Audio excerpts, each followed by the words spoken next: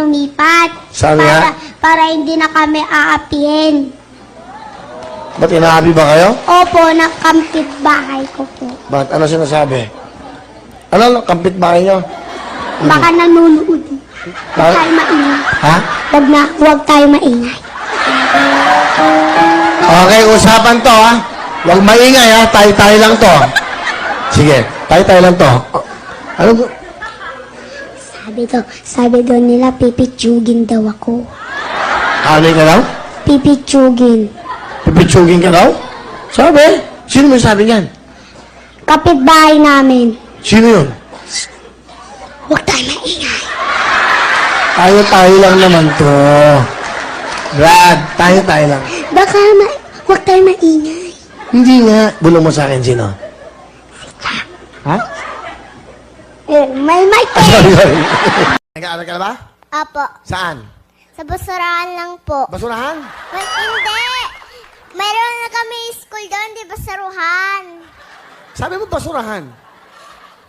Sige, punta ka sa bahay namin. Sige, saan ba yung bahay nyo? Malayo yun eh. Saan yun? Okay lang, pupunta ka. Sasamahan kita. Pag-uwi ko. Pag-uwi mo ha, mamaya ha. Kasama ako sa inyo ha. Saan ka ba nakatira? Saan? Di ko na alam eh. Nagpariban ako ng buhok kasi akala ko magiging maganda na ako. Yung buhok ko lang pala yung maganda, yung mukha ganun pa rin, yawa. Kada ikaw kuya, huwag mo nga awayin. Sino masusunod? Ako, ikaw.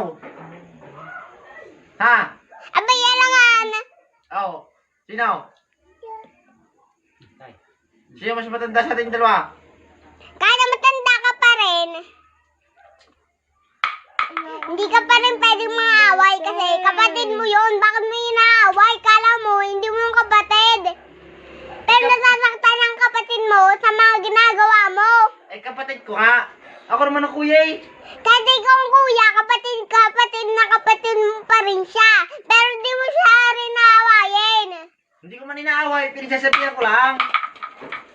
Bakit mo siya pinagsasabihan? Batang-bata pa. Para masanay. Kung masasanay, wag mong paluin. Ba't magpapaluwain eh? Gusto kong paluwain niya akong kuya. Kahit na ikaw ang kuya. Sige. Balik-balik. Ma, may tanong ako sa iyo. May tanong? Opo. O kwento? Kwento. Ano? Pen, dira sa pen. Yung gusto mo ayaw sa'yo. Nge. Kala mo, ma.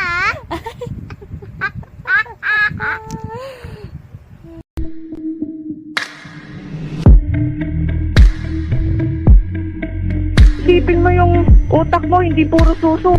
Ang bobo mo, literal. Nakakitid ng utak mo, grabe.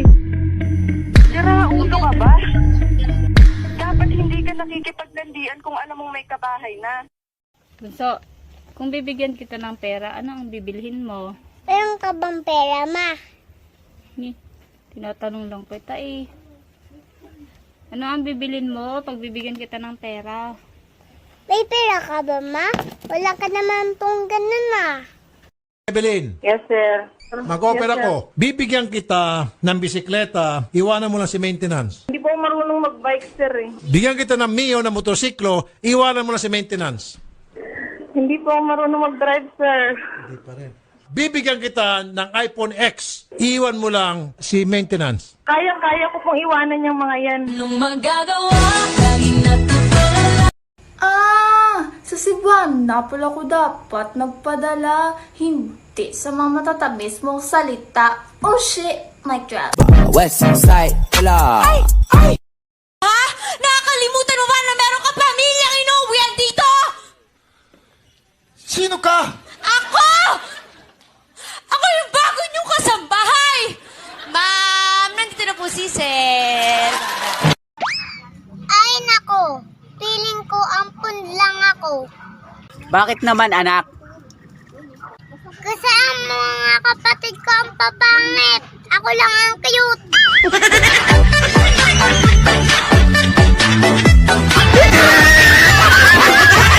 Ano pa paborito mo? Si Cardo. Si Cardo po, tsaka din si Ronnie po. Sino Ronnie?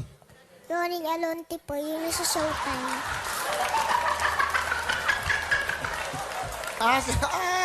Okay. Oo, mabuti naman. Bakit dito ka sumali? Para po mapakita yung talent ko po. So, doon ka nanonood lagi? Gusto mo yun? Minsan. Pero gusto mo si Cardo?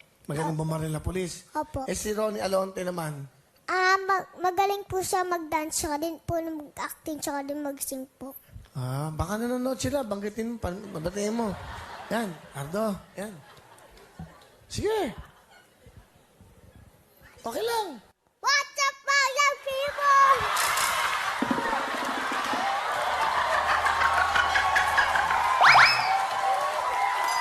Nakakatuwa itong batang solid ka sa GMA. Kailangan ba i-report ko sa'yo lahat ng ginagawa ko? Ay, sorry, Jed. Kasi ako lang naman ang asawa mo. At saka nanay ako ng anak mo. Sorry kung nagtatanong ako ng mga bagay-bagay sa buhay mo!